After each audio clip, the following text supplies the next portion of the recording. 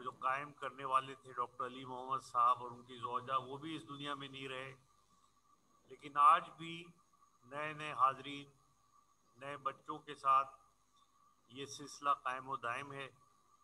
اور جس اسپرٹ سے یہ قائم کیا گیا تھا کہ اس میں وہ باتیں جو عموماً مجلسوں میں نہیں ہوتی وہ باتیں کی جاتی ہیں، اور فرقہ وارائیت سے بلند ہو کر تمام مسلمانوں کے لیے بلکہ پوری انسانیت کے لیے جو باتیں ہیں وہ کی جاتی ہیں۔ درود پڑھے محمد والے محمد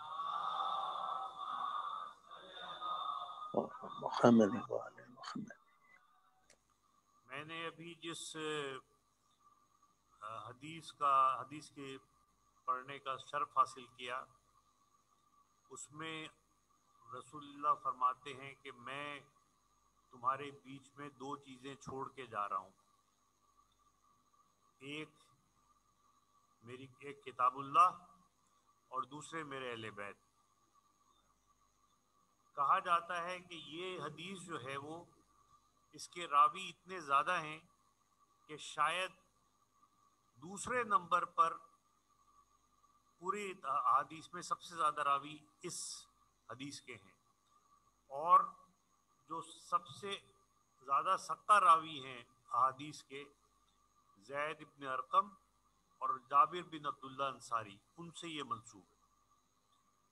اس کے علاوہ کتابوں میں تمام مسالک کی جو کتابیں ہیں، ان میں صحیح مسلم کی جلد نمبر 7 کے صفحہ نمبر 122، صحیح ترمذی کی جلد نمبر 5 کے صفحہ نمبر 21 اور حدیث نمبر 3786، اس طرح مسند احمد، مستدرک حاکم اور اہل تشیع کی کتاب اصول کافی، ان تمام میں یہ حدیث موجود ہے، اور اس کے راوی بھی ایسے ہیں۔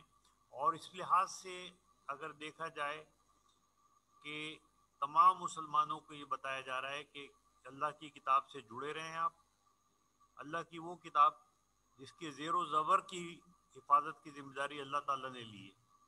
1400 سال گزرنے کے باوجود اس کے اندر کوئی تبدیلی نہیں آئی۔ تمام مسلمانوں کے جتنے بھی مکاتب ہیں، سب کے اندر پہلے حرف سے لے کے آخری حرف تک ایک کتاب ہے جس کے اندر کوئی فرق نہیں، وہی مکمل کتاب ہے، اور وہ آپ کے پاس موجود ہے، اور اس کو آپ بار بار دیکھ سکتے ہیں، پلٹ کے جا سکتے ہیں، اور اگر جب تک دنیا باقی ہے اس وقت تک یہ کتاب، اس کی حفاظت کی ذمہ داری اللہ تعالیٰ نے لی ہے۔ درود پڑھے محمد والے۔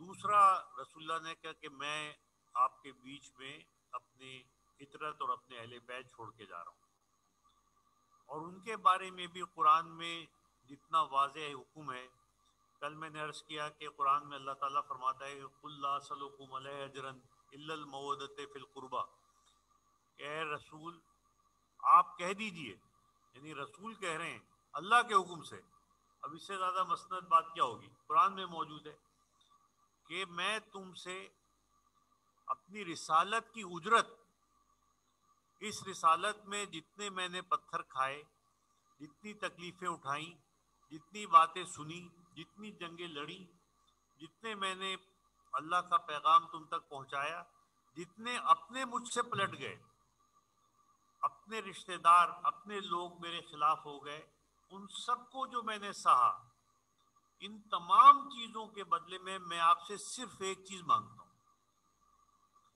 رسول اگر کچھ مانگ لیتے تو ان کو کس نے منع کیا تھا؟ اتنے واسطے دینے کی کیا ضرورت تھی؟ ایک دفعہ صرف قرآن کی ایک ہی آیت ہے، سارے واسطے دے کر وہ کہتے ہیں کہ میں صرف ایک بات آپ سے مانگتا ہوں، وہ یہ ہے کہ میرے اہل بیت سے مودت اور محبت کا برتاؤ کرو۔ اب آپ یہ سوچیں کہ اس طرح سے کون مانگتا ہے؟ اس طرح یعنی تمام ڈائریکٹ وہ مانگ دیتے، اللہ کا حکم آ جاتا ہے کہ خبردار محبت کرو، ایک زبردستی ایک حکم آ جاتا اللہ کا، تو کس کی مجال تھی؟ نماز کا حکم آیا تو نماز کے لیے ہوا، اقیم الصلاۃ، نماز پڑھو. سارے مسلمان کھڑے ہو گئے, ٹھیک ہے نماز پڑھیں گے. وَآتِوا الزَّکَاۃَ, زکات دو. وَجَاہِدُوا فِی اللَّہِ حَقَّ جہادہ, جہاد کرو اللہ کی راہ میں جیسے جہاد کرنے کا حق ہے. یعنی ہر حکم کو حکم کی طرح کہا گیا. دو مقام ایسے ہیں جہاں پر اللہ تعالیٰ نے اپنی ٹون ہی بدل دی. پورے قرآن شریف کو آپ اٹھا کے دیکھ لیں, دو آیتیں ایسی ہیں, اور ایک آیت ہے جو جس میں کہ اللہ تعالیٰ نے فرمایا کہ ان اللہ و ملائکتہ یصلون علی النبی, کہ اللہ تعالیٰ کہہ رہا ہے کہ میں بھی اور میرے فرشتے بھی نبی پر درود و سلام بھیجتے. تو اے ایمان والو تم بھی درود و سلام بھیجو.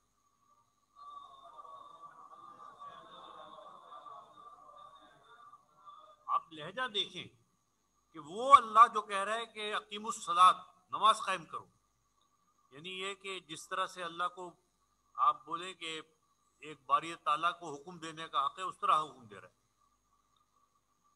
روزے کی بات آ رہی تو روزے کی طرح حکم دے رہا ہے. زکوٰۃ, جہاد, تمام احکامات جو ہے وہ الگ ٹون میں ہے. اور جب درود کی بات آ رہی ہے تو وہ جیسے کوئی کسی کو راضی کر رہا ہو کہ میں بھی یہ کر رہا ہوں, میرے فرشتے بھی کر رہے ہیں, آپ لوگ بھی یہ کریں. ایک تو یہ مقام ہے. اور دوسرا مقام جو ہے جب اس نے کہا کہ اے رسول آپ کہیے, یعنی اللہ کہلوا رہا ہے, خود ڈائریکٹ رسول کی طرف سے نہیں ہے. قرآن اور ایسے نہیں ہے, حدیث قدسی ہوتی ہے. حدیث قدسی وہ ہوتی ہے جس میں اللہ تعالیٰ کے رسول سے کہتا ہے کہ اس بات کو پہنچا دیں, اور وہ قرآن میں شامل نہیں ہوتی. وہ بھی بہت بڑی چیز ہے, لیکن اس کی حفاظت کی ذمہ داری اللہ نے نہیں لی. وہ رہے گی تو رہے گی, نہیں رہے گی تو نہیں رہے گی. یہ قرآن وہ ہے جس کا ایک ایک حرف, ایک ایک زیر, ایک ایک زبر, ایک ایک ہر لفظ جو ہے اس کی ذمہ داری اللہ کی ہے کہ اب جو آ گیا وہ قیامت تک رہے گا, کوئی چینج نہیں کر سکتا. دنیا کے ساری قوتیں مل کے جمع ہو جائیں, قرآن کا ایک حرف آگے سے پیچھے نہیں کر سکتا. اور اس میں وہ کہہ رہا ہے کہ قل, اے رسول آپ کہیے, کیا کہیے, کہ میں تم سے ساری رسالت, اب رسالت کوئی مذاق تو نہیں تھی, کتنی تکلیفیں اٹھائیں, کتنے دکھ اٹھائے, کتنی پریشانیاں اٹھائیں, کتنے لوگ دشمن ہو گئے, کتنے اپنے غیر ہو گئے. ابو جہل, ابو لہب, کتنے لوگ تھے جو کہ آپ کو چھوڑ کے دوسری طرف چلے گئے. لیکن وہ کہہ رہے ہیں کہ ان تمام باتوں کے بدلے میں جو میں نے آپ کو درست راستے پہ لینے میں کی, میں آپ سے کچھ نہیں مانگتا. اللہ کہہ رہا ہے کہ آپ کہیے کہ میں آپ سے کچھ نہیں مانگتا, صرف یہ ہے کہ میرے اہل بیت سے محبت اور مودت کا برتاؤ. اب اس طرح سے تو جیسے ہم لوگ سندھ میں کہتے ہیں نا کہ اگر دشمن بھی چل کے گھر پہ آ جائے تو اس کو وہ دے دیتا ہے. یہاں پہ رسول کہہ رہے, وہ رسول کہ جن کے لیے ہم کہتے ہیں کہ ہمارے ماں باپ آپ پر قربان. ہمارے ماں باپ کا کیا رتبہ ہوتا ہے, لیکن وہ رسول وہ ہستی ہے جس پہ ہم اپنے ماں باپ کو بھی بغیر سوچے سمجھے کہہ دیتے کہ ہمارے ماں باپ آپ پہ قربان. اور وہ بھی اپنی طرف سے نہیں کہہ رہے, بلکہ اس کائنات کے خالق کے حکم پہ کہہ رہے ہیں کہ میں آپ سے کچھ نہیں مانگتا سوائے اس کے کہ میرے اہل بیت سے محبت و مودت کا برتاؤ. تو اس قوم سے زیادہ بدقسمت کون ہوگی جو فرقہ پرستی میں پڑھ کے ان اہل بیت سے محبت کو چھوڑ دے. دو خوف ایسے ہیں جن کو پروموٹ کر کے اسلام میں بڑی برائیاں پیدا کی گئی, اور دونوں خوف اپنی جگہ درست ہیں, مگر ان کا استعمال غلط کیا گیا. پہلا میں نے جیسے کہ عرض کیا تھا کل کہ پہلا خوف تو یہ تھا کہ شرک, کہیں شرک نہ ہو جائے. یعنی یہ کام جو جس کام سے روکنا ہو اس کو شرک کا نام دے دیں آپ, گویا شرک سے خوف روکے گا. جبکہ میں نے کل حدیث بھی پڑھی تھی آپ کے سامنے کہ معرفت وہ چیز ہے جو کہ آپ کو شرک سے روکتی ہے. شرک سے اگر کوئی چیز آپ کو روک سکتی ہے تو وہ معرفت الہی ہے. سبحان اللہ. خوف سے نہیں ہو سکتا, جبر سے نہیں رک سکتے آپ, معرفت الہی سے رک سکتے. اور معرفت الہی کے حصول کے لیے اب کیسی بات ہے کہ اگر آپ نے رسول اللہ کو پکار لیا تو شرک ہو گیا. اللہ تعالیٰ قرآن میں جا بجا کہتا ہے کہ اللہ کو چھوڑ کر کسی کو نہیں پکارو. تو وہ جس کے نام کے ساگے ہی رسول اللہ, یعنی اللہ ان کے نام میں ہی شامل ہے, رسول جو ہے کہ اللہ کے رسول. تو ہم اللہ کو چھوڑ کے ان کو کون پکارتا ہے؟ اللہ کو شامل کر کے پکارتے ہیں کہ اے رسول, اپنے رب کی طرف سے جو آپ کو طاقت ملی ہے اس کے تحت آپ یہ کیجیے. اب آپ یہ کہہ سکتے ہیں کہ یہ رسول کا کام نہیں ہے تو چلے غلطی ہو گئی, لیکن شرک کیسے ہو گیا؟ اللہ سمجھ کے کوئی تھوڑی پکارتا ہے.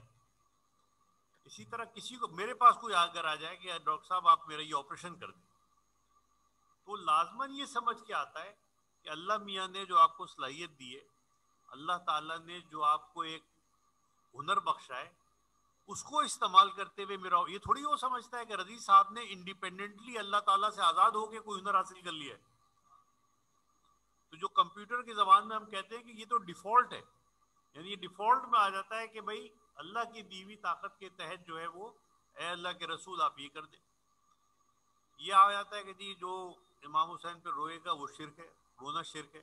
کیسے رونا شرک ہے بھائی؟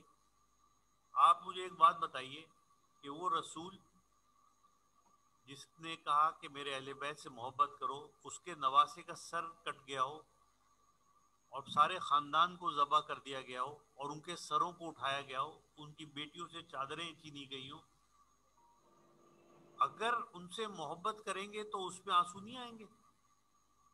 تو یہ شرک کیسے ہو گیا کہ اگر ان پہ آپ رو رہے ہیں تو آنسو آ گئے تو یہ شرک ہے؟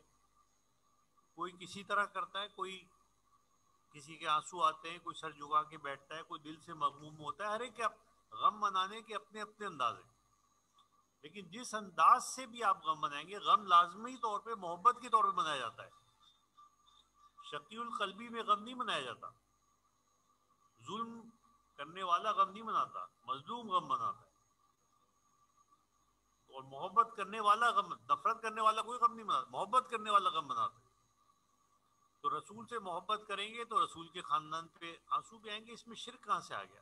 اختلاف رائے اپنی جگہ, مگر دوسرا جو ایک خوف جو قائم کیا گیا وہ یہ کیا گیا کہ خواتین کو جو ہے وہ مسلمانوں نے ایک طرف کر دیا کہ آپ گھر پہ بیٹھیں, آپ 2 نمبری ہیں, آپ کو ساتھ شامل نہیں کیا جائے گا, آپ کا کوئی کام نہیں ہے, یہ تو مردوں کا کام ہے, آپ ہٹ جائیں یہاں سے.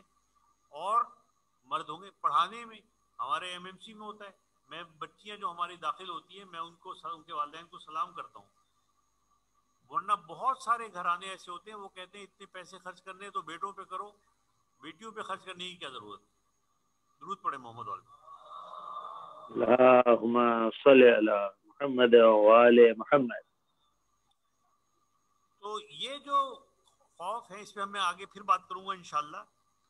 لیکن جو ہم نے بات کی تھی کہ یہ مجالس جو ہیں یہ فرقہ پرستی کے خلاف ایک اعلان ہے. کسی بھی طرح کی فرقہ پرستی جو ہے وہ اسلام میں سخت ناجائز ہے. لوگ باتیں کرتے ہیں فرقہ پرستی کی دوسروں مسالک کے خلاف, کھڑے ہو کے ان کی انسلٹ کرتے ہیں اور سمجھتے ہیں کہ وہ بہت بڑی اسلام کی خدمت کر رہے ہیں. فلاں جو ہے وہ غلط ہے, فلاں جو ہے وہ برا ہے, اس کے یہ. اور فیس بک پہ آپ جائیں تو سینکڑوں لائن سے آپ کو لگے ہوتے ہیں جس میں فرقہ پرستی کے علاوہ کوئی چیز نہیں ہوتی. اب سمجھ رہے ہیں کہ اللہ تعالیٰ کے حکم پہ اللہ کے قریب ہونا. اللہ کیا کہہ رہا ہے سورہ آل عمران کی آیت نمبر 103, وَاعْتَصِمُوا بِحَبْلِ اللَّهِ جَمِيعًا وَلَا تَفْرَقُوا, اللہ کی رسی کو مضبوطی سے پکڑ لو اور فرقہ پرستی مت کرو. بالکل کلیئر آرڈر ہے کہ فرقہ پرستی مت کرو. اور آپ ان جملوں کو پڑھیں, چاہے وہ اہل تشیع کی طرف سے ہو, اہل سنت کی طرف سے ہو, دیوبندیوں کی طرف سے ہو, اہل حدیث کی طرف سے ہو, بریلویوں کی طرف سے ہو, صاف اس کے اندر ایک تفرقہ جھلک رہا ہوتا ہے. یہ ہم کس رستے پہ چل پڑیں. اور دیکھیں سورہ الانعام کی آیت نمبر 159, یہ اس سے بھی سخت ہے. اللہ فرماتا ہے کہ ان الذین فرقوا دینہم وکانوا شیئا لست منہم فی شیء انما امرہم الی اللہ ثم ینہم بما کانوا یفعلون، سورہ انعام کی 159ویں آیت۔ جن لوگوں نے اپنے دین کو ٹکڑے ٹکڑے کر دیا اور فرقے بنا لیے، آپ صلی اللہ علیہ وآلہ وسلم کا ان سے کوئی تعلق اور واسطہ نہیں ہے۔ یعنی پہلا کام جب آپ فرقہ پرستی کرتے ہیں تو رسول اللہ سے آپ کا واسطہ ختم ہو جاتا ہے۔ تو جو فرقہ پرستی کرے وہ یہ سوچ کے کرے کہ آج سے میرا اور محمد مصطفیٰ کا کوئی تعلق نہیں۔ یہ اللہ کہہ رہا ہے، میں نہیں کہہ رہا۔ میں تو غلطی کر سکتا ہوں، اللہ تو غلطی نہیں کر سکتا، قرآن میں کہہ رہا ہے۔ یقیناً ان سے آپ صلی اللہ علیہ وسلم کا کوئی تعلق اور واسطہ نہیں ہے، دو لفظ استعمال کیے۔ ان کا معاملہ اللہ کے سپرد ہے، وہی انہیں بتائے گا کہ تم نے کیا کیا ہے۔ اتنی سخت آیتیں قرآن میں بہت کم ہیں۔ اور پھر آپ دیکھیں کہ کس آسانی کے ساتھ ہم لوگوں کے ہاتھوں میں کھیل کے فرقہ پرستی کی راہ پہ چل پڑتے۔ اور سنیں، سورہ روم کی آیت نمبر 32 میں اللہ فرماتا ہے، میں ترجمہ پڑھتا ہوں کیونکہ ورنہ وقت ہمارے پاس کم ہے۔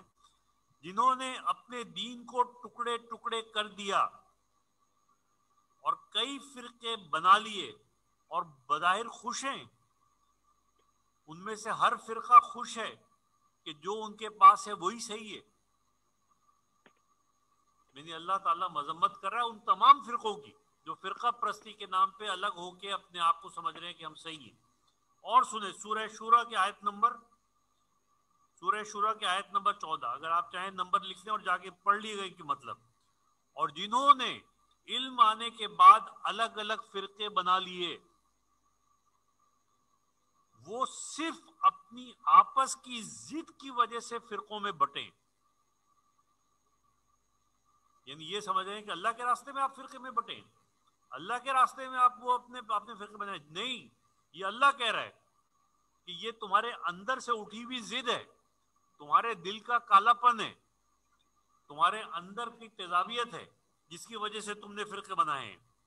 اور اگر آپ کے رب کی طرف سے ایک وقت مقرر یعنی قیامت تک کا وعدہ نہ ہوتا تو ابھی ان کا فیصلہ کر دیتا۔ آپ سوچیں تو صحیح، فرقہ پرستی کی اللہ تعالیٰ کے نزدیک کیا وہ ہے؟ ابھی چل رہے تھے فرقہ پرستی، میں نے ایک دفعہ اس کو لائک نہیں کیا، کسی کے اس کو لائک نہیں کیا، یعنی میں دیکھ کے مجھے عبرت ہوتی تھی کہ یہ کس طرح سے فرقہ پرستی کے جملے لکھے جا رہے ہیں۔ اس کا مقصد سوائے اپنے اندر کے ضد کو اٹھانے کے اور کیا مقصد تھا؟ کیا اس سے کیا اسلام کی کوئی وہ ہو رہی ہے؟ ایک دوسرے کا دل دکھا کے اسلام کی خدمت کر رہے ہیں، رسول اللہ کو خوش کر رہے ہیں، آپ اللہ تعالیٰ کو خوش کر رہے ہیں۔ فرقہ پرستی جب کریں گے تو آپ کو یہی کا سامنا کرنا پڑے گا۔ دودھ پڑے محمد علیہ محمد۔ اللهم صل على محمد وآل محمد وعجل فرج یا علی۔ اسی فرقہ پرستی کے ذریعے سے جو اگر میں اس بات پہ مجھے کوئی شبہ نہیں ہے کہ ان 1400 سالوں میں جو مسلمانوں کا حال ہوا ہے کہ آج تعداد میں تو 1.8 ارب، یعنی ہر دنیا کا چوتھا آدمی جو ہے وہ مسلمان ہے، لیکن حالت یہ ہے کہ جہاں جس کا دل چاہتا ہے جو چاہتا ہے کرتا ہے، اور مسلمان کچھ بھی نہیں کر پاتے اس کے خلاف۔ ایک ٹرمپ نے ایک جملہ کہا تھا کہ $1 ارب میں نے ابھی لیا ہے ان سے، اور یہ میرے لیے جو میرا $110 فی مہینے کا جو مکان میں نے کرائے پہ دیا ہوا ہے اس میں لینے میں $110 جو مشکل ہوتی ہے اس سے زیادہ آسانی سے میں نے یہ لے لیا۔ یہ آپ کا حال ہے، یہ حال ہو گیا ہے فرقہ پرستی کی وجہ سے۔ مولانا علی نے ایک مسدس مد و جزر اسلام لکھی تھی، اس کے کچھ میں پڑھ رہا تھا تو میں نے کہا یہ تو ہم لوگوں کے اوپر لکھا ہے بالکل، کہ چلن ان کے جتنے ہیں سب وحشیانہ.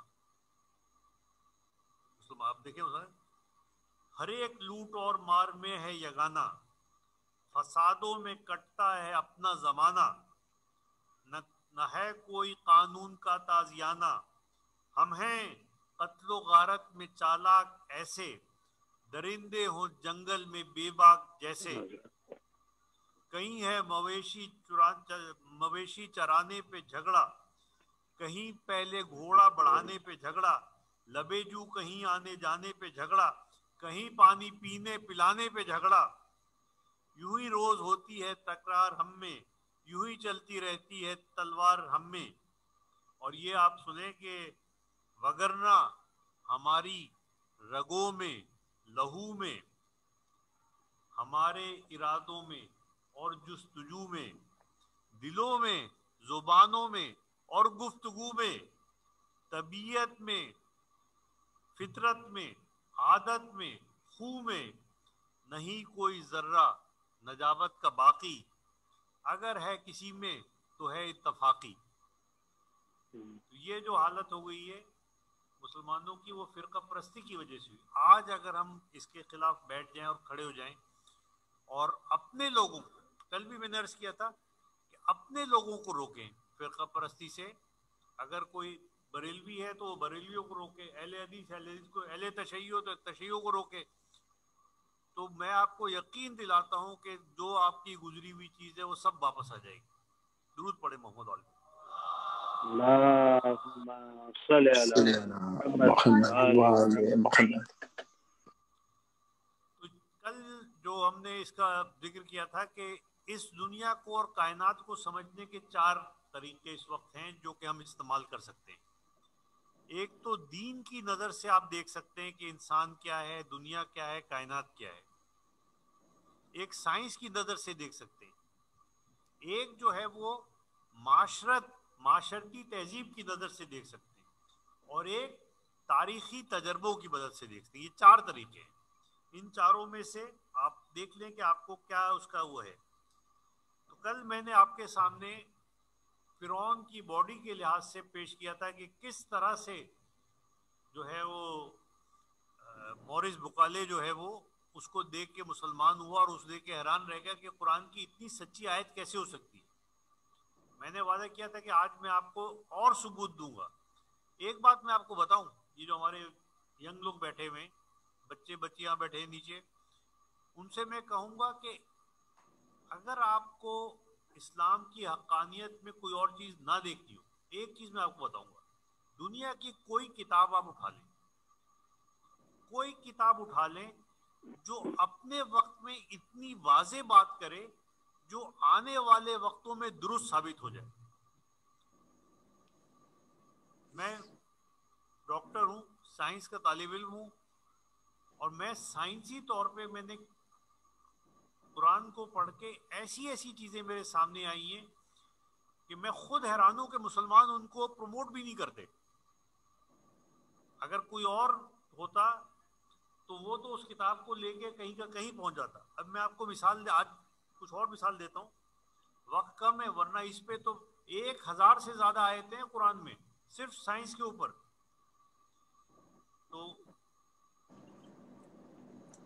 2 آیتیں میں آج آپ کے سامنے پیش کرتا ہوں، اور وہ 2 آیتیں جو ہیں ان میں سے ہر آیت کے اندر 2 بہت بڑی بڑی سائنٹیفک فیکٹس کے بارے میں بتایا گیا جو کہ اس وقت کسی کو پتہ نہیں تھی، بہت عرصے کے بعد پتہ چلی.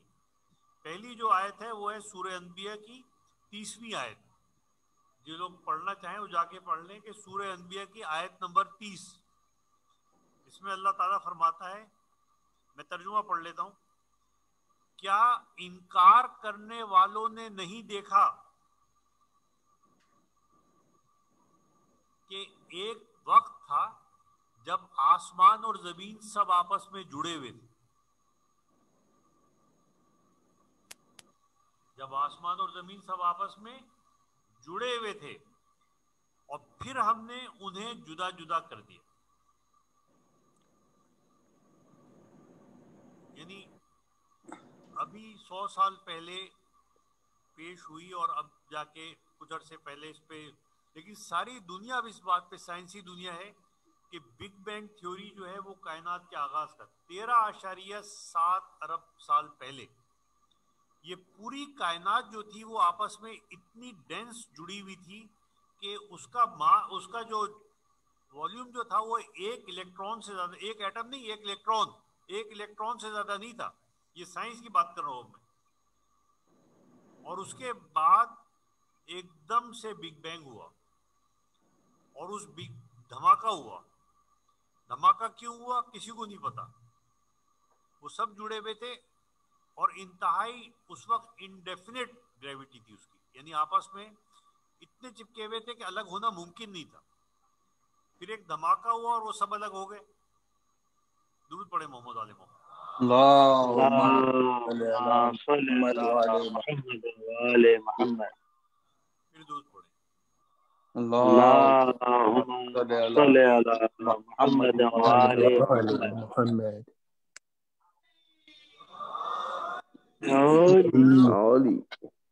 میں جو نئے آنے والے ہیں ان کے لیے مختصراً ایک بات کہہ دوں.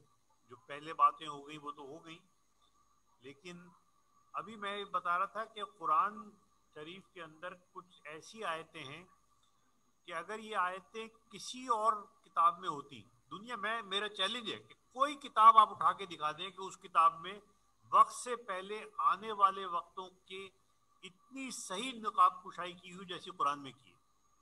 تو اس سلسلے میں نے سورہ انبیاء کی 30ویں آیت پڑھی اور 2 آیتیں میں بتاؤں گا آج آپ کو، اور دونوں آیتوں میں دو بہت بڑی بڑی تھیوریز کی طرف اشارہ ہے.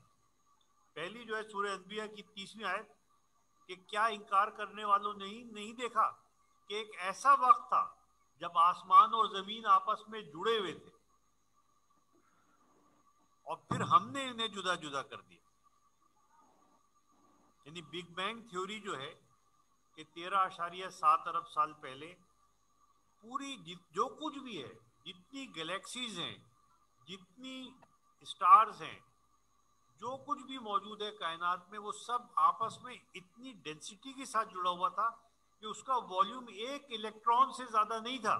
ایٹم نہیں، الیکٹران.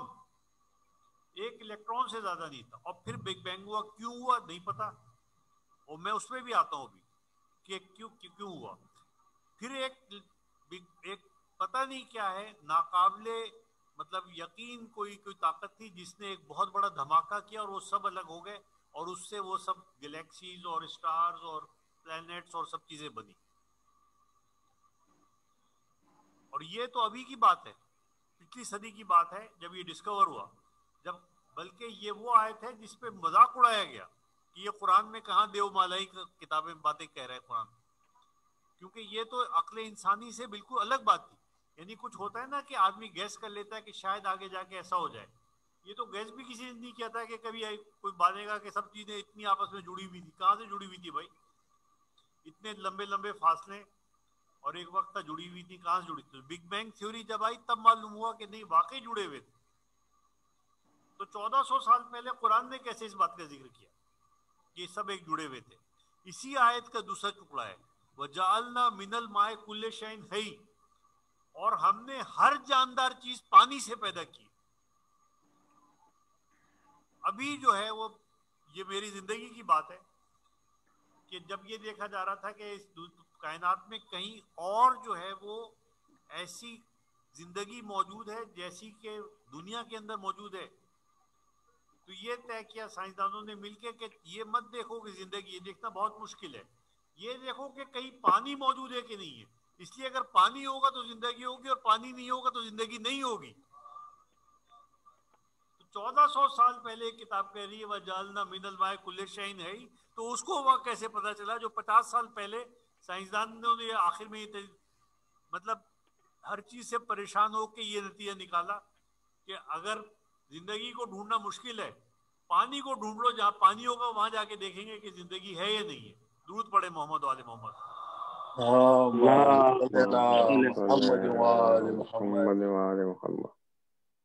حدیث ثقلین میں نے پڑھی تھی کہ میں اب 2 چیزیں چھوڑ کے جا رہا ہوں، ایک قرآن اور ایک میرے اہل بیت.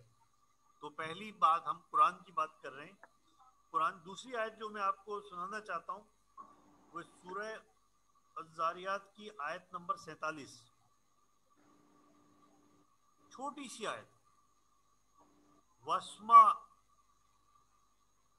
بَيْنَهَا بِعَيْدٍ وَإِنَّ الْمُوسِعُونَ. اس میں فرماتا ہے اور کائنات کو ہم نے بہت بڑی قوت کے ذریعے سے بنایا. اب اس میں وہ پچھلی آیت کے اندر جو تھا نا کہ بگ بینگ ہوا کیوں، اور سائنسدان اس پہ لگے ہوئے ابھی تک، لیکن ابھی تک کوئی تھیوری بھی نہیں نکل پائی. ایک تھیوری آئی ہے جو کہ کافی ناقص ہے اور اس کا مذاق ہی اڑتا ہے کہ یہ جو ڈارک انرجی جو ہے اس کی وجہ سے بگ بینگ ہوا. لیکن وہ یہ کہہ رہے ہیں کہ ڈارک انرجی جو ہے وہ گریوٹی سے تھوڑی سی زیادہ ہے، اتنی انٹینس گریوٹی کو توڑنے کے لیے ناکافی ہے. تو ڈارک انرجی نے یہ کیسے کیا؟ میتھمیٹیکلی یہ پاسبل نہیں ہے. تو اللہ تعالیٰ کہہ رہا ہے کہ انتہائی قوت استعمال کر کے ہم نے اس کائنات کو بنایا. یعنی بگ بینگ جو ہوا تھا وہ ایک ایسی قوت تھی. اب کیا پتا قوت تھی بھائی، یعنی بنانے میں قوت کا کیا تعلق، ہنر کا تعلق ہوتا کسی اور چیز، لیکن یہ وہی کہہ سکتا ہے جس کو پتا ہو کہ یہ چیزیں اتنی جڑی ہوئی تھی طاقت کے ساتھ اور ان کو الگ کرنے کے لیے انتہائی طاقت درکار تھی. تو اللہ نے فرمایا کہ ہم نے بہت بڑی قوت کے ذریعے سے اس کائنات کو بنایا. اچھا، اس کا دوسرا حصہ ایسا تھا جس نے مسلمانوں کو تقریباً 1927 تک انتہائی شرمندگی کے عالم میں رکھا. جب اللہ تعالیٰ فرماتا ہے بعید وعید الموسعون، اور یہ کائنات جو ہے وہ مستقل وسیع سے وسیع تر ہوتی جا رہی ہے. یعنی 1927 تک انسانوں کا، تمام سائنسدانوں کا یہ تھا کہ کائنات جیسی ہے ویسی ہے، نہ اس میں کوئی ایڈ ہو سکتا ہے. Mass, law of conservation of mass جو تھا کہ mass can neither be created nor destroyed, law of conservation of energy تھا. اسی طرح ایک کائنات کا بھی تھا کہ بھائی نہ کوئی اس میں مزید بن سکتا ہے نہ ہو سکتا ہے، جو بن گیا بن گیا، جو ہو گیا ہو گیا. اور قرآن کہہ رہا ہے کہ مزید وسیع سے وسیع تر ہوتی جا رہی ہے، ہر لمحہ پھیل رہی ہے. تو اس کے جواب میں مسلمانوں نے بڑے شرمندہ ہو کہ نہیں، اس کا مطلب یہ ہے کہ یہ جو ہے یہ بڑی پہلے سے پھیلی ہوئی ہے، یہ بہت زیادہ ہے، بہت پھیلی، بہت وسیع ہے وغیرہ وغیرہ. انہوں نے کہا نہیں، اس میں تو موسعون ہے. موسعون کا مطلب یہ ہے کہ لائیو، جیسے کہتے ہیں کہ لائیو ہو رہا ہے، لائیو پھیل رہی ہے. اس لمحے جب میں یہاں بیٹھا تھا اور جب میں ابھی تک پہنچا ہوں، اس دوران کائنات پھیل چکی ہے مزید. جب میں اتروں گا اس وقت تک مزید پھیل چکی ہوگی. یہ آپ کا قرآن کیا کہہ رہا ہے؟ تو بڑا مذاق اڑایا جاتا تھا. پھر ہبل جو تھا اس نے جو ٹیلیسکوپ ایجاد کی جس میں کہ مختلف گلیکسیز کو دیکھا جا رہا تھا، اور اس نے ایک سال گلیکسیز کو دیکھی اور اس کے جو ڈسٹینس ناپنے کا ذریعہ تھا اس کے ذریعے ناپا کہ فلاں گلیکسی جو ہے وہ ہم سے اتنی دور ہے اور جو برابر والی گلیکسی ہے اس سے اس کا اتنا فاصلہ ہے. فاصلے ناپے اس نے، یہ سوچ کے ناپا کہ فاصلے ناپنا ہے، اور کوئی نہیں تھا. ایک سال کے بعد اس نے مزید فاصلے ناپنے لگا، تو پھر دوبارہ اس کو ناپا تو دیکھا کہ یہ فاصلہ تو بڑھ گیا، اس گلیکسی کا زمین سے فاصلہ بڑھ گیا، اور آپس میں ناپا تو وہ بھی بڑھ گیا. پھر اگلے سال پھر یہی ہوا، پھر اس نے کہا غلطی ہو، پہلے سال مجھ سے غلطی ہو گئی تھی، اصل فاصلہ ہی ہے. پھر نیکسٹ ایئر پھر اس نے ناپا تو دیکھا کہ مزید بڑھ گیا. اس نے کہا یہ ہر سال غلطی کیسے ہو رہی ہے، جب میں ناپتا ہوں فاصلہ زیادہ نکلتا ہے. اس کے بعد 1930 میں جو ہبل تھیوری آئی اس میں کہا گیا کہ یہ کائنات جو ہے، اور اس کی، میرے رونگٹے کھڑے جاتے ہیں، اس کی گلیکسیز جو ہے وہ مستقل ایک دوسرے سے دور جا رہی. تب معلوم ہوا کہ موسعون کا لفظ غلط نہیں تھا. 1400 سال پہلے جب قرآن نے دعویٰ کیا تھا کہ یہ کائنات مستقل پھیل رہی ہے تو یہ فیصلہ غلط نہیں تھا. اور اسی پر علامہ اقبال نے، جو میرے فیوریٹ شاعر ہیں جنہوں نے قرآن کا بہترین مطالعہ کیا، اس پہ لکھا کہ یہ کائنات ابھی ناتمام ہے شاید کہ آ رہی ہے دمادم صدائے کن فیکون. صلوات پڑھے محمد والے. اللهم صل على محمد وآل محمد. آئیے حدیث ثقلین کے دوسرے جز کی طرف، یعنی اہل بیت کی طرف آئیے کہ وہ آپ کو کیا سکھاتے ہیں. تو آج میں نے شروع میں آپ سے ذکر کیا تھا کہ 2 خوف ایسے اسلام میں ڈالے گئے کہ جس کی وجہ سے بہت غلط فہمیاں پیدا ہوئی. پہلا خوف تو یہ تھا کہ ڈر جاؤ اور دور رہو شرک سے، خوف کی بنیاد پہ شرک سے بچو، جبکہ حدیث میں ہے کہ معرفت کی بنیاد پہ خوف سے بچو. معرفت کی بنیاد پہ وہ یہ وقت آ گیا ہے کہ لوگ ہم سے کہہ دیتے ہیں کہ آپ جو ہے وہ شرک کر رہے ہیں. ارے توحید پہ جو 2 سب سے بڑی کتابیں ہیں، صحیفہ سجادیہ اور صحیفہ علویہ، جو کہ ہیں ہی صرف توحید کے اوپر، اور ان کو ہم نے پڑھا ہوا ہے لفظ بلفظ اور سمجھا ہوا ہے اور کئی بار پڑھا ہوا ہے. ہم شرک کریں گے؟ ہمیں آپ کہتے ہو ہم شرک کریں گے؟ ہم نے تو توحید کی معرفت وہاں سے حاصل کی ہے جس کو جہاں ڈائریکٹ اللہ تعالیٰ نے پہنچائی ہے، یعنی رسول اللہ کی ذات تک. شرک کا ہم سے زیادہ، توحید کا ہم سے زیادہ آپ کو پتا ہوگا. پڑھو اور دیکھو کہ توحید ہوتی کیا ہے، معرفت الہی ہوتی کیا چیز ہے. شرک آپ کے قریب نہیں پھٹکے گا. شرک جو ہے آپ کے پاس اتنا آپ سے دور رہے گا کہ آپ تصور نہیں کر سکتے. معرفت حاصل کرو اور ڈراؤ گے، سمجھو کہ خوفزدہ ہو کے، جیسے کسی جانور کسی درندے سے خوفزدہ ہوتے ہیں، اس سے شرک سے بچ جاؤ گے تو کبھی نہیں بچو گے. اور دوسرا خوف یہ ہے کہ یہ کہا گیا کہ عورتیں جو ہیں، جو ان کی بے پردگی ہوگی تو بے راروی پھیل جائے گی، لہٰذا اپنی عورتوں کو چھپا کے رکھو. تو لوگوں نے تالوں میں اپنی عورتوں کو بند کر دیا اور سمجھا کہ اس سے بے راروی رک جائے گی، اور اللہ اور رسول ہم سے یہ چاہتے ہیں. وہ رسول جن کی بیٹی جا کے میدان جنگ میں ان کی مرہم پٹی کرتی تھی. ہماری عورتیں اور بیٹیاں رسول کی بیٹی سے زیادہ ہیں کہ ہم ان کو کمرے میں بند کر دیں اور رسول کی بیٹی جو ہے وہ رسول کے شانہ بشانہ چل رہی ہو. آپ دیکھیے کہ 50 سال ہوئے تھے رسول کو دنیا سے گئے ہوئے جب واقعہ کربلا ہوا، اور امام حسین نے کہا کہ میری عورتیں جو ہیں اور بچے جو ہیں وہ میرے ساتھ جائیں گے. لوگوں نے کہا اتنی خطرناک مہم میں جب ہر لمحے حملے کا خدشہ ہے اور ہر لمحے یہ اندیشہ ہے کہ آپ کو قتل کر دیا جائے گا، عورتیں کیوں ساتھ لے جا رہے ہیں آپ؟ عورتوں کو تو چھوڑ کے جائیں. ہر شخص نے، یعنی حضرت جو محمد بن حنفیہ جو آپ کے بھائی تھے، انہوں نے، عبداللہ ابن جعفر حضرت جعفر طیار کے بیٹے انہوں نے، حضرت عمر کے بیٹے حضرت عبداللہ ابن عمر نے اور عبداللہ ابن زبیر نے، سب نے آ کے کہا کہ خدا کے واسطے عورتوں کو ساتھ نہ لے کر جائیں. لیکن نواسہ رسول تو امام حسین تھے، اور انہوں نے لے جا کے قیامت تک کے لیے اس آرگومنٹ کو میرے ذہن سے تو ختم کر دی کہ ہر وہ جگہ، ہر وہ مقام جہاں پر کہ زندگی کے جنگ ہوتی ہے، وہاں پر اگر عورتیں ساتھ نہیں ہیں تو آپ وہ جنگ نہیں لڑ سکتے. چاہے وہ آپ کو گھر بنانا ہو، آپ کو خاندان بنانا ہو، آپ کو ادارہ بنانا ہو، آپ کو ملک بنانا ہو، آپ کو قوم بنانا ہو، اگر خواتین کو آپ ساتھ نہیں رکھ سکتے تو آپ اس کو نہیں بتا سکتے. اور اگر آپ ساتھ نہیں رکھیں گے تو آپ حسینی نہیں ہوں گے، اور حسینی نہیں ہوں گے تو آپ محمدی نہیں ہوں گے، اور محمدی نہیں ہوں گے تو عبداللہ نہیں ہوں گے. تو لہٰذا یہ آرگومنٹ تو سیٹل ہو گیا ہمیشہ کے لیے. اور امام حسین نے کیا اپنی بیوی کو لیا، بیوی کو ساتھ رکھ لے، ٹھیک ہے، بیٹی کو ساتھ رکھ لیا. تو یہاں پر رک گئے کیا؟ اپنی غیر شادی شدہ بہن ام کلثوم کو ساتھ لیا، اپنی شادی شدہ بہن حضرت زینب کو ساتھ دیا، جو اپنے گھر میں اپنے شوہر کے ساتھ تھی ان کو بھی ساتھ دیا، اپنی بیوہ بھابھی ام فروا کو بھی ساتھ دیا. یہ ہوتا ہے خاندان.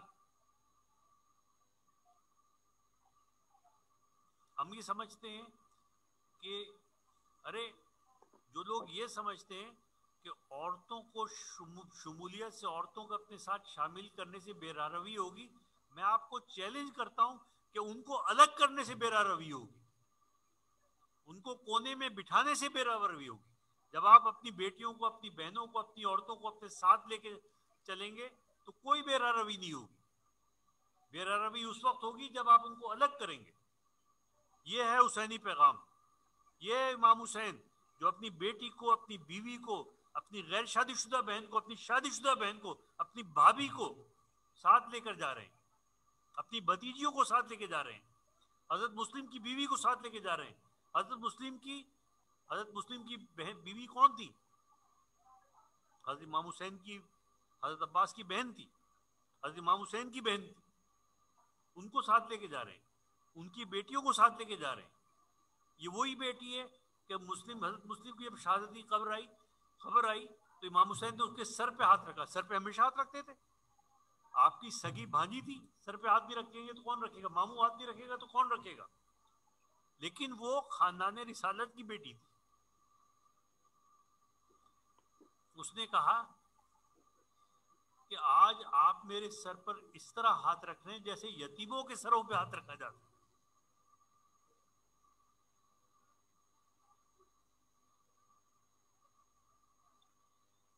تو یہ وہ حل تھا، اور اگر یہ عورتیں نہ ہوتی تو آج کربلا ہمارے پاس نہیں ہوتی۔ آج رضی محمد یہاں بیٹھ کے آپ کو کربلا کی کہانی نہیں سنا رہا ہوتا، کربلا کا پیغام نہیں سنا رہا ہوتا آپ کو، ہمیں نہیں پتا ہوتا کہ کربلا میں کیا ہوا کیا نہیں ہوا۔ یہ وہ عورت، آپ کیا سمجھتے ہیں؟ میں بھی ہمیشہ یہ سمجھتا تھا کہ شاید مرد جو ہیں ان کو بڑی اللہ نے فضیلت دی، عورتیں جو ہیں تھوڑا سا نیچے کی طرف۔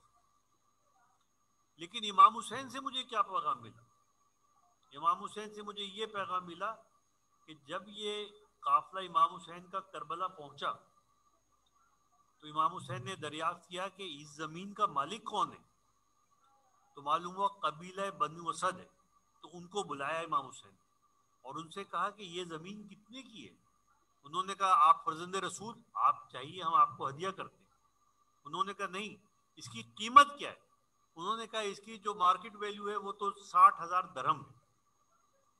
امام حسین کے پاس 60,000 درہم موجود تھے، خریدنا چاہتے خرید لیتے۔ لیکن ایک عجیب حرکت کی امام حسین، ایک ایسی چیز کی جس سے قیامت تک کے لیے یہ بات طے ہو گئی کہ عورت کا مقام کیا ہے۔ امام حسین نے اپنی بہن کو بلایا، جناب زینب کو، اور کہا، شادی شدہ بہن، کہ بہن 30,000 درہم دو۔ 30,000 درہم ان سے لیے، 30,000 درہم اپنے شامل کیے، اور 60,000 درہم میں کربلا کی زمین خرید لی۔ اب اس زمین کے دو شریک ہیں، ایک امام حسین اور ایک حضرت زینب۔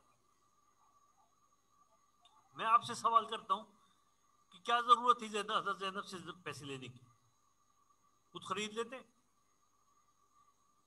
اچھا چلیں لینے بھی تھے تو 10,000 وہ سے لیتے، 50,000 کہ وہ بھی شامل ہو جائیں۔ 10,000 ان سے لے لیے، 50,000 اپنے ڈال لیے، 40,000 اپنے ڈال دیتے، 20,000 ان کے لے لیتے، 35 یعنی 31,000 اپنے رکھ لیتے، 29,000 ان سے لے لیتے۔ بالکل برابر کرنے کی کیا ضرورت تھی؟ کیا بتانا چاہ رہے ہیں ہم کو؟ کہ نواسے رسول جو ہے وہ ایسے ہی لاؤبالی حرکتیں کرتا ہے، یا اس کے پیچھے کوئی پیغام ہے؟ یہ کون سا نواسا ہے؟ یہ وہ نواسا ہے جس کے لیے رسول نے کہا تھا کہ حسین منی و انا من الحسین۔ اس لیے کہا تھا کہ یہ حسین زمین نہیں خرید رہے، یہ رسول خدا زمین خرید رہے، یہ حسین زینب سے پیسے نہیں لے رہے، یہ رسول خدا لے رہے ہیں، وہ ان کو شامل کر رہے ہیں۔ تو اب رضی محمد کون ہوتا ہے جو کہے کہ اس کی بہن جو ہے اس سے کم ہے؟ اور یہ وہ بہن تھی جس کے 2 بیٹے ابھی ذبح ہوئے تھے، 2 بیٹے ابھی ذبح ہوئے تھے، اور ان کے سر نیزوں پہ بلند تھے، اور خیموں میں آگ لگی تو 24 سال کے حضرت سجاد جو بے ہوش پڑے تھے، بیمار ہوئے، ان سے پوچھا، اور ان کے بعد ان کو کندھے میں اٹھا کے 54 سال کی عورت 24 سال کے جوان کو کندھے میں اٹھا کے وہاں سے نکال کے لے کر آئیے، ہمت دیکھیں آپ اس کی۔ اسی پہ میں نے ایک شعر لکھا، لائے گی عابد بیمار اٹھا کر زینب، لائے گی عابد بیمار اٹھا کر زینب، ساتھ میں دین محمد بھی بچا لائے گی۔ اور آج کے بعد تو شبیر بنے گی زینب، آج کے بعد تو شبیر بنے گی زینب۔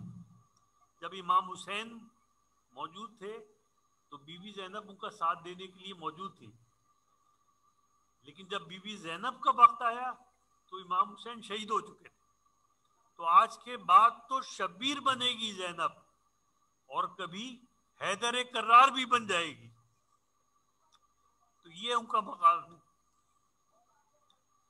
جس کے 2 بیٹوں کے سر نیزوں پہ آگے چل رہے ہوں، وہ ایک ایک گاؤں میں جب رکتا تھا ان کا قافلہ، وہاں پہ جو خطبہ دیتی تھی اس خطبے کا آپ معیار پڑھیں۔ جو ابن زیاد کے دربار میں جو خطبہ دیا، میں نے ایک دفعہ طالب جوہری سے کہا، علامہ طالب جوہری مرحوم، اللہ ان کو جنت میں جگہ دے، میں نے ان سے کہا کہ آپ عربی فارسی کے اتنے بڑے عالم ہیں، اتنے اچھے مقرر ہیں، اتنے اچھے شاعر ہیں، دنیا کی ساری چیزیں آپ نے پڑھی ہوئی ہیں، یہ بی بی زینب کا جو 2 پیج کا خطبہ جو ہے ابن زیاد کے دربار میں، اور 2 پیج کا خطبہ یزید کے دربار میں، آپ لائبریری میں بیٹھ جائیں، 1-2 سال میں ایسا ہی خطبہ اور لکھ دیں۔ انہوں نے مجھ سے کہا آپ 1-2 سال کی بات کرتے ہیں، میں 7 دفعہ مر کے زندہ ہوں گا تو میں ایسا خطبہ نہیں لکھ سکتا۔ انہوں نے کہا میں لفظ تو لے آؤں گا، مگر جو عصمت، جو معصومیت، جو خاندان رسالت کی پاکیزگی ان خطبوں میں، وہ کہاں سے لاؤں گا؟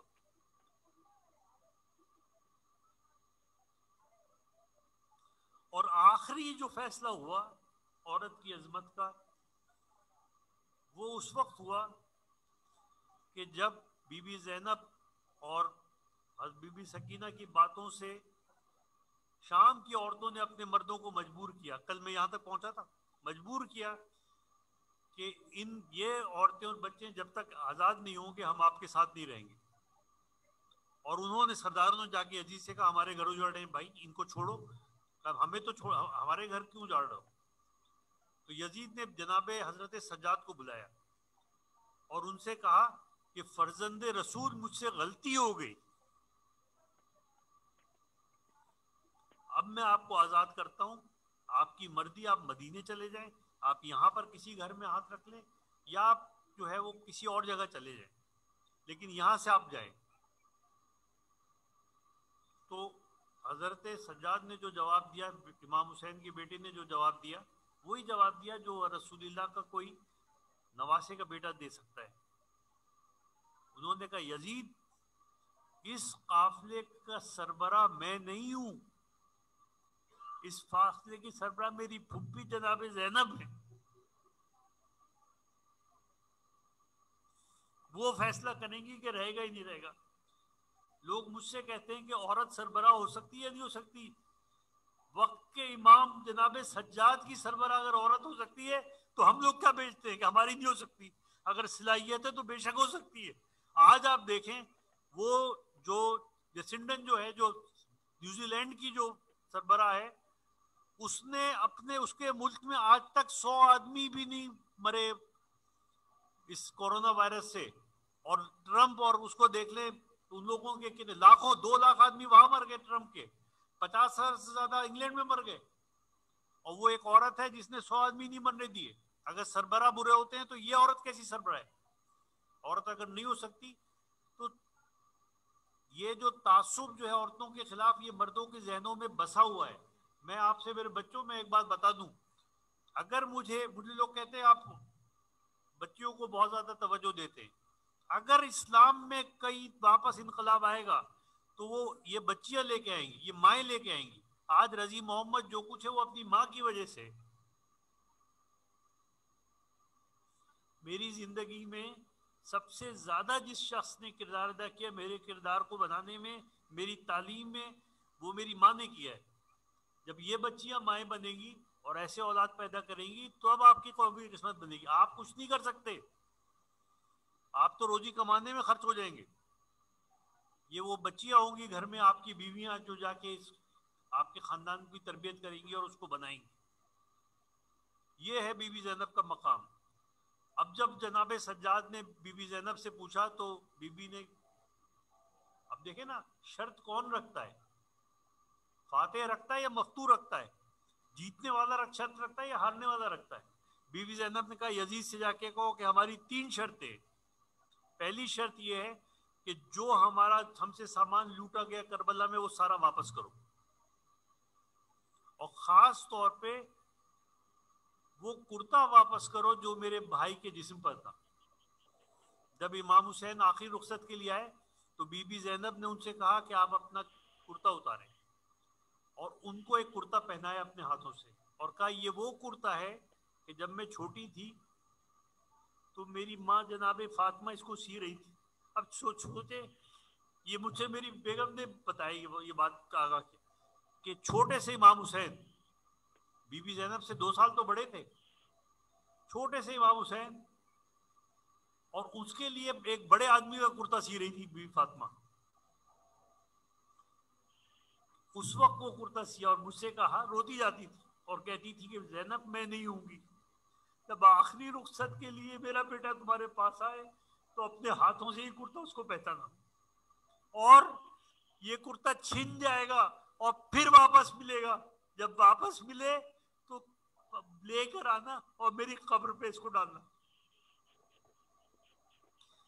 دوسرا انہوں نے کہا ہماری شرط یہ ہے کہ ہمارے سب شہیدوں کے سر جو کاٹ کے لے آئے ہو وہ سب واپس کرو. اور تیسری شرط یہ ہے کہ ہمیں ابھی تک موقع نہیں ملا ہے اپنے شہیدوں پہ رونے کا, تو ایک مقام ہم کو دو جہاں پر بیٹھ کے ہم اپنے جو لوگ شہید ہوئے ہیں, جن کے سر کاٹے گئے ہیں, ان پہ بیٹھ کے آنسو بہا لیں. تو یزید کے اپنے محل میں, اب آپ یہ دیکھیے, یزید کے محل میں ایک مقام خالی کیا گیا اور وہاں پر یہ خاندان رسالت کی عورتیں اور جناب سجاد بیٹھے, اور وہاں پر پھر سر لائے گئے اور سب چیز لائے گئے اور سر وہاں رکھے گئے. بی بی زینب حضرت امام حسین کے سر کو اٹھا کے شام کی عورتوں کو بتا رہی تھی کہ یہ کون ہے, یہ نواسہ رسول ہے اور اس کی کیا پیغامات ہیں. تو ایک عورت نے کہا کہ بی بی مجھے ایک سوال کا جواب دو. پوچھا کیا سوال ہے؟ کہنے لگی ہر سر کے تو وارث موجود ہیں, لیکن 2 چھوٹے چھوٹے سر ایسے ہیں جن پہ کوئی عورت نہیں رو رہی, کیا ان کی ماں مر گئی ہے جو ان پہ نہیں رو رہی؟ تو جناب زینب نے کہا نہیں, یہ میرے بچے ہیں, لیکن میں اپنے بھائی کے پیغام کو پھیلاؤں یا ان بچوں کے اوپر آنسو بہاؤں. یہ تھی ایک عورت کی عظمت, یہ تھی خاندان رسالت کی بی بی زینب کی عظمت. آخری بات میں ایک بار اور کہوں گا کہ جب میں شام گیا تو میں حیران ہو گیا کہ بی بی زینب جو ہے وہ کرتا امام حسین کا لے کے جا کے بی بی فاطمہ کی قبر پہ ڈال کے آئی تھی. اس کے بعد شام میں واپس کیوں پہنچ گئی کہ ان کی قبر وہیں پر ہے, اور وہ اکیلی نہیں پہنچی, ان کے شوہر کی بھی قبر وہیں پر ہے, عبداللہ ابن جعفر کی بھی قبر وہیں پر ہے. تو میری سمجھ میں نہیں آیا کہ یہ مدینے جا کے اپنے والد وہاں پہ قبروں کو چھوڑ کے واپس شام کیوں آ گئی. جب میں نے یہ پڑھا کہ امام حسین جب آخری رخصت کے لیے آئے تو بی بی سکینہ کا ہاتھ جو ہے وہ حضرت زینب کے ہاتھ میں دیا اور کہا کہ بہن یہ بیٹی اب تمہارے حوالے ہے. ہم لوگ حضرت عباس کی وفا کا ذکر کرتے ہیں, بہت بڑی وفا تھی, لیکن اس وفا کو تو دیکھو, اس وفا کو دیکھو کہ جب وہ ماں کی قبر سے چھوڑ کے اپنے شوہر کو لے کے واپس اس بچی کی قبر پہ آتی ہے, اور ان کی بھی قبر وہیں پہ بنتی ہے اور اس کے شوہر کی بھی قبر وہیں پہ بنتی ہے. لعنت اللہ علی قوم الظالمین.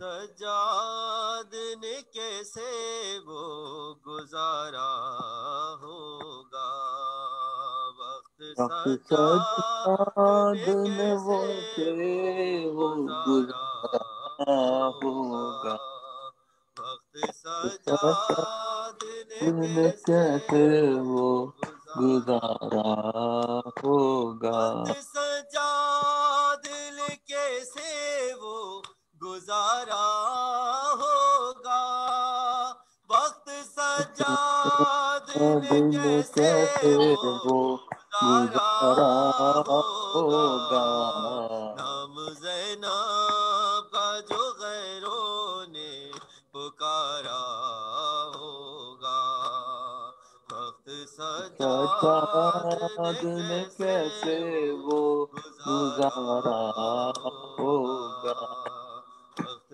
سجاد نے کیسے وہ گزارا ہوگا، لو حسین ابن علی پیاسے زبا ہونے لگے، لو حسین ابن علی پیاسے زبا ہونے لگے، کتنا شرمندہ وہ دریا کا کنارہ ہوگا، وقت سجاد نے کیسے وہ گزارا ہوگا، وقت سجاد نے کیسے وہ گزارا ہوگا، وہ گرا ذیل سے زینب کی ردا کا ضامن، وہ گرا ذیل سے زینب کی ردا کا ضامن، کون اب فاطمہ جائی کا سہارا ہوگا، وقت سجاد نے کیسے وہ گزارا ہوگا، وقت وقت